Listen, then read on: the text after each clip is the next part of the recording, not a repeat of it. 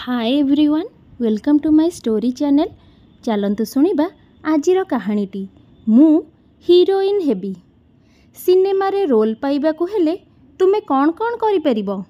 सबु किछि करि परिबि सार। नाच, गीत, डायलॉग, डेलीवरी, एक्टिंग सबु थिरे मु पारंगम। ड्रामा स्कूल रु कृतित्वर सहित उत्तीर्ण होइछि मु। हेई देखंतु मोर सर्टिफिकेट सबु। आउ इए रहिला मोर फोटो सेशन रो सीडी। छोट छोट केते गुड़िए वीडियो फिल्म रे मु काम भी करि सारिछि। आउ से सबु लोकप्रिय भी होइछि। मो दक्षता को समस्ते स्वीकार करिछंती से सबु थिरे।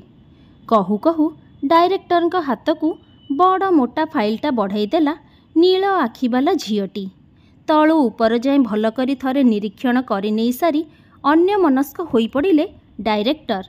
सेई अन्य मनस्कता भितरे ता हाथरू फाइल नहीं ओलटाइबाकू लगिले। फाइल भितरे अनेक सर्टिफिकेट सबू सेई झियर। कौथिरे प्रथम तो कौथिरे द्वितीय अबा तृतीय। से सबू किंतु तांकू एते प्रभावित करि पारु नथिला। एठिकू आसुथिबा प्रत्येक झियंक पाखरे एइथिरु गदाए गदाए निश्चय थाए। एमिति भी 1000-2000 टंकारे जीए नाई सीए एसबू हातेई नहीं पारिबो। जाल साजीर संसार भितरे जाली सर्टिफिकेट तो सबुठारु अधिक उपलब्धि हेउथिबा जिनिस। आउ ए झियो तांकू सेई माध्यम रे प्रभावित करिबाकू चाहिले से कोन प्रभावित हेबे? बरम प्रभावित हेबे जदि सीए सार मु शास्त्रीय संगीत रे विशारद करिछि।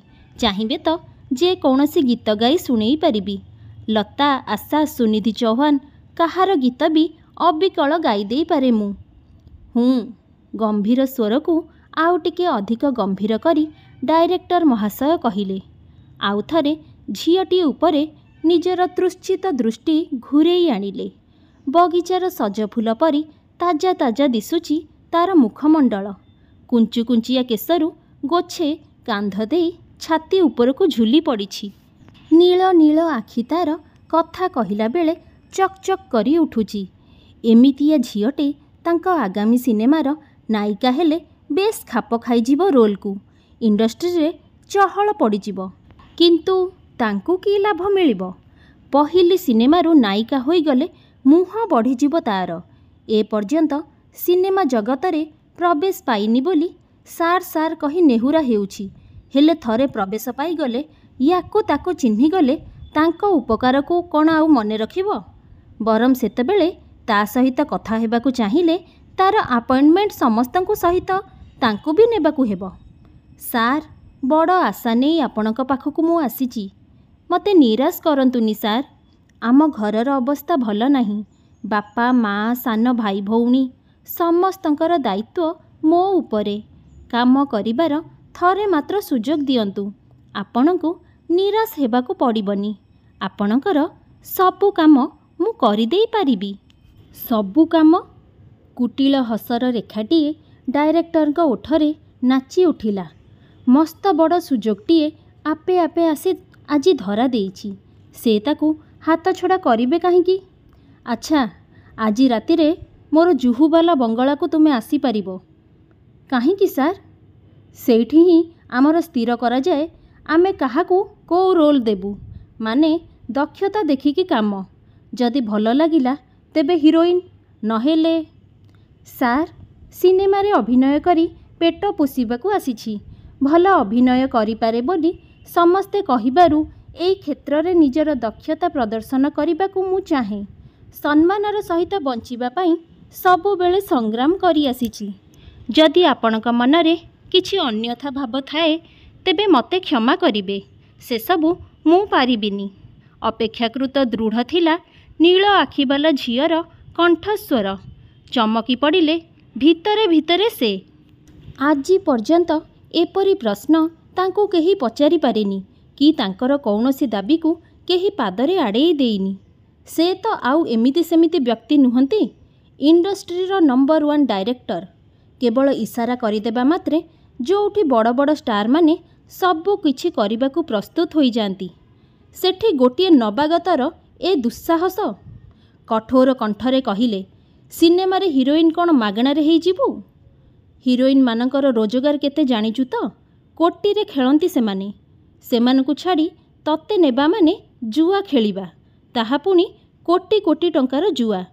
ତୁ ଏମିତି କ'ଣଟେ ଯେ ତୋ ପାଇଁ ଏତେ ଟଙ୍କାର ବାଜି ମୁଁ ଲଗେଇବି? ମୋତେ କ'ଣ ମହାପୁରୁଷ ଭାବି ତୁ ଧାଇଁ ଆସିଛୁ? ତୋ ପରି କେତେ କେତେ ସତୀ ସାବିତ୍ରୀଙ୍କୁ ସଡ଼କରୁ ନେଇ ରାତାରାତି ଚାନ୍ଦରେ ବସେଇଛି, ଆଉ ତୁ କହୁଛୁ ତୁ ସମ୍ମାନର ସହିତ ବଞ୍ଚିବାକୁ ଆସିଛୁ?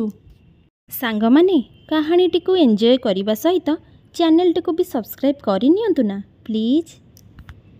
ତୋ ସମ୍ମାନଟା କ'ଣ ଏତେ ମହରଗ ଜିନିଷ ଯେ ତାକୁ ମୋ ଟଙ୍କା କିଣିପାରିବନି? ଯା ଯା, ନିଜ ବାଟ ଦେଖ। ହିରୋଇନ୍ ହେବାକୁ ମନ ଆଉ। କିଏ କହିଲା ସାର୍ ହିରୋଇନ୍ ହେବାକୁ ମୁଁ ଧାଇଁ ଆସିଛି? ଏତେ ବଡ଼ ସ୍ୱପ୍ନକୁ ମୁଁ କେବେ ବି ଦେଖିନି। ମୁଁ ଜାଣେ ମୋର କ୍ଷମତା କେତେ।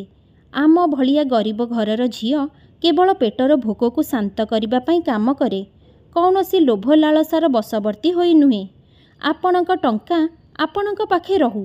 ମୁଁ ପ୍ରଥମରୁ ଜଣେ ଜୁନିୟର ଆର୍ଟିଷ୍ଟ ଥିଲି, ଆଉ ଶେଷ ପର୍ଯ୍ୟନ୍ତ ସେଇଆ ରହିବାକୁ ଚାହୁଁଛି। କିନ୍ତୁ ଆପଣଙ୍କ ଝିଅ ହିଁ ମୋତେ ବାଧ୍ୟ କରି ପଠେଇଛି ଏଠିକି ନିଜ ଭାଗ୍ୟ ପରୀକ୍ଷା କରିବାକୁ। ଅବଶ୍ୟ ମୋ ଭାଗ୍ୟ ଅପେକ୍ଷା ଅଧିକ ବିଶ୍ୱାସ ତା'ର ଥିଲା ନିଜ ବାପାଙ୍କ ଉପରେ। ତା'ର ବିଶ୍ୱାସ ତା ବାପାଙ୍କ ଠାରୁ ବଳି ସତ୍ ଚରିତ୍ରବାଲା ବ୍ୟକ୍ତି ଏ ସଂସାରରେ ଆଉ କେହି ନାହିଁ। ମୋ ଝିଅ? ତାକୁ ତୁ କେମିତି ଜାଣିଲୁ? ଆକାଶର ପେଟ ଚିରି ଖସି ପଡ଼ୁଥିବା ବିଜୁଳି ସିଧା ତାଙ୍କ ଉପରେ ଏମିତି ଆସି ପଡ଼ିଯିବ, ସେ କଥା ସେ କେବେ ଅନୁମାନ ବି କରିନଥିଲେ। ଆଶ୍ଚର୍ଯ୍ୟ ଲାଗୁଛି ନା? ମୋ ପରି ସାଧାରଣ ଗରିବ ଜୁନିୟର ଆର୍ଟିଷ୍ଟଟିଏ ଆପଣଙ୍କ ଝିଅ ଭଳି ରାଜକୁମାରୀକୁ ଚିହ୍ନିଲା କେମିତି? ହୁଏ, ଏମିତି ବି କେବେ କେବେ ହୁଏ ସାର୍। ଏ ଦୁନିଆ ବଡ଼ ବିଚିତ୍ର। ଅନେକ ସମୟରେ ଏମିତି ବିଚିତ୍ର ଘଟଣା ସବୁ ଏଠି ଘଟିଯାଏ, ଯାହାର କଳ୍ପନା ଆପଣଙ୍କ ଭଳି ବଡ଼ ବଡ଼ ଲୋକମାନେ କେବେ ବି କରିନଥାନ୍ତି।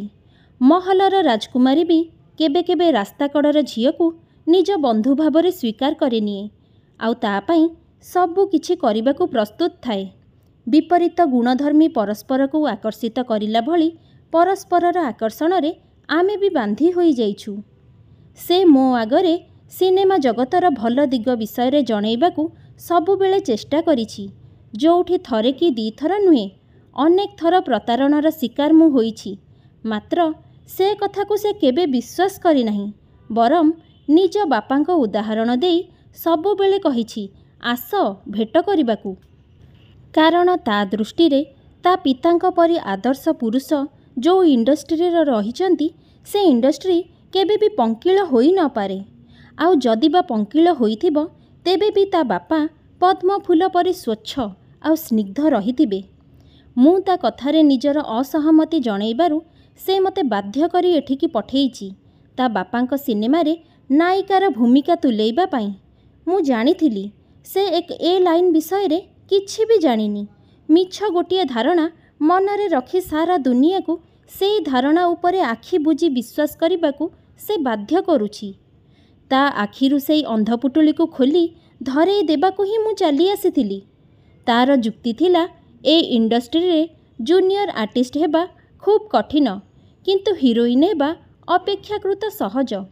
ଆଉ ଯଦି ସିନେମାଟି ହୋଇଥିବ ତା ବାପାଙ୍କର, ତେବେ ତ ଚିନ୍ତା ଦରକ କିଛି ବି କାରଣ ନଥିବ। ହେଲେ ସେ କାହୁଁ ଜାଣିବ, ତା ବାପା ବି ସେଇ ପଥରେ ପଥିକ, ଯେଉଁ ପଥରେ ସିନିୟର ଆର୍ଟିଷ୍ଟମାନେ ଜୁନିୟର ଆର୍ଟିଷ୍ଟମାନଙ୍କର ସବୁ ପ୍ରକାରର ଶୋଷଣ କରିବା ହିଁ କେବଳ ଜାଣନ୍ତି। ଏମିତିକି ନିଜ ଝିଅ ବୟସର ଝିଅମାନଙ୍କ ସାଙ୍ଗରେ ବି। କିଛି ସମୟ ପାଇଁ ନୀରବ ହୋଇ ନୀଳ ଆଖିବାଲା ଝିଅଟିକୁ ଚାହିଁ ରହିଲା। ମୁହଁ ଉଠେଇ ତାକୁ ଥରେ ଦେଖିବାର ସାହସ ବି ସେ କରିପାରୁନଥିଲେ। ନିଜ ଦୃଷ୍ଟିରେ ତଳକୁ ଖସି ପଡ଼ୁଥିଲେ। ସେ ଚାହୁଁଥିଲେ ଝିଅଟି ଶୀଘ୍ର ତାଙ୍କ ଦୃଷ୍ଟି ଆଢ଼ୁଆଳରୁ ଚାଲିଯାଉ। ସେ କିନ୍ତୁ ନିଜର କଥା ଜାରି ରଖିଲା, ତେବେ ସାର୍ ମୋତେ କ'ଣ କିଛି କାମ ମିଳିପାରିବ? କିଛି କହି ନ ପାରି ସେ କେବଳ ମୁଣ୍ଡ ହଲେଇ ଦେଲେ। ତାହା ଆସ୍ତିବାଚକ ଥିଲା କି ନାସ୍ତିବାଚକ ସେ ଜାଣିପାରିଲା ନାହିଁ ବୋଲି ପୁଣି ଥରେ ନିଜ ପ୍ରଶ୍ନକୁ ଦୋହରାଇ ଦେଲା। ଶୂନ୍ୟ ଦୃଷ୍ଟିରେ ଥରେ ତଳକୁ ଆଉ ଥରେ ଉପରକୁ ଚାହିଁ ଦୀର୍ଘ ନିଶ୍ୱାସ ମାରିଲେ ଡାଇରେକ୍ଟର ସାହେବ। ହାତରେ ଲେଖି କାଗଜଟିଏ ତା ହାତକୁ ବଢ଼ାଇ ଦେଲାବେଳେ ତାଙ୍କ ହାତ ଥରି ଉଠିଲା। ଚିଠିଟି ହାତରେ ଧରି ନୀଳ ଆଖିବାଲା ଝିଅଟି रहस्यमय हसटे हसी दरजा पेली बाहर को चली आसिला। बाहरे ठिया होइथिबा बंधुकु चिठीटी देखई कहिला, सिनेमारे रोल पाइबाकू सबुठारु सहज उपायकू थरे जानिगला परे एमिति छोट मोट रोल पाइबाटा मो पाई साधारण कथा हेई सारिथिला। किंतु एथर आउ केरांडी की बालिया नुहे, सीधा तिमिर शिकार मु करि परिछि। हेई देख, सीधा हिरोइन रो रोल, ताहा पुणी सिनेमार बड़ नायकर विपरीतरे। सांगमाने कहानीटी पसंद आसुथिले लाइक आउ कमेंट करबाकू जमारू भी भूलिबेनी। रहुछि, नमस्कार, जय जगन्नाथ।